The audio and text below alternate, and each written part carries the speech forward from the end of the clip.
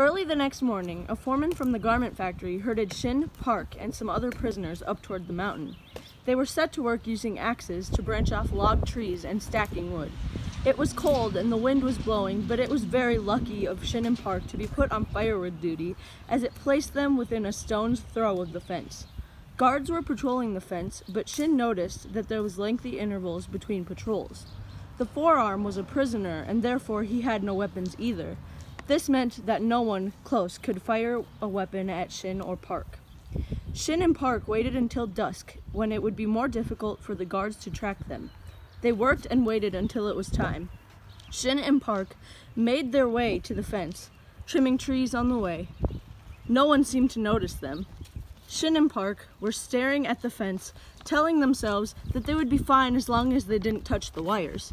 Shin was surprised that he was not afraid, although he noticed Park was distracted. Once the guards went by Park spoke for the first time in a while. I don't know if I can do this.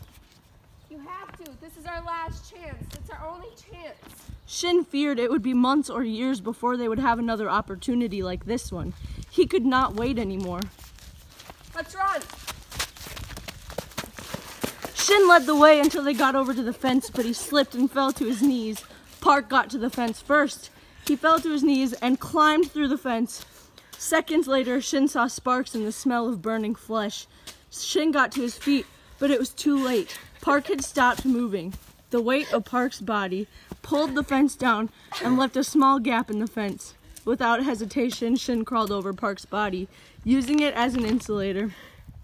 Shin was almost through the fence when his lower legs slipped off Park and came into contact with the fence.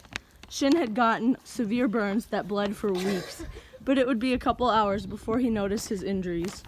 Shin ran and stumbled, getting as far from the fence as he could. He would not slow down for a couple hours.